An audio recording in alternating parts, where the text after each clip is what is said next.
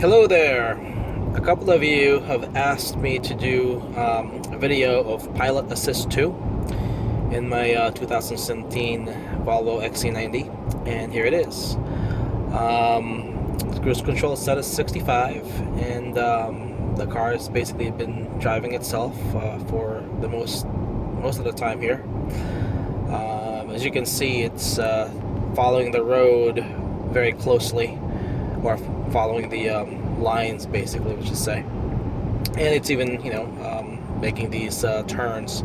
Now, interestingly enough, it actually does seem like it works better at night, and I think the reason is it sees the lines better. I think if you squint and you can see the lines, that means the car can see the lines very well itself as well. Over onto the left of the road there, you can see that on the left-hand lane there's a yellowish-orange lines. So during the daytime or even at night, it doesn't see that as well as the white lines. So sometimes it gets lost there. And if there's a barrier on the left-hand side, sometimes it thinks that itself is the actual line, and it actually gets closer to the barrier than what I would want.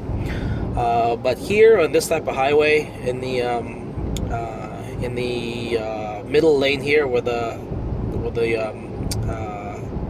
markers are nice and bright, it's like no issue at all, and it keeps the car very well centered. In fact, even on some pretty decent curves that you wouldn't think that it would keep up with it, and it does. It's not a Tesla, of course, but it seems to perform really well. Now, contrary to that is the Acura MDX, which also has something similar to this. But if you see the bend in the road right now that we have, it actually doesn't even do that. The road pretty much has to be almost straight for the MDX to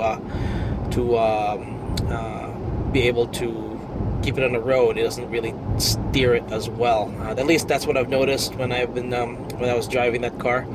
Of course, they were just during test drives, but I specifically test drove those cars for that specific reason, just to test the lane keeping assist, and it doesn't work anywhere near as well as this car's. So you're probably wondering how come the touch the steering wheel signal doesn't come on.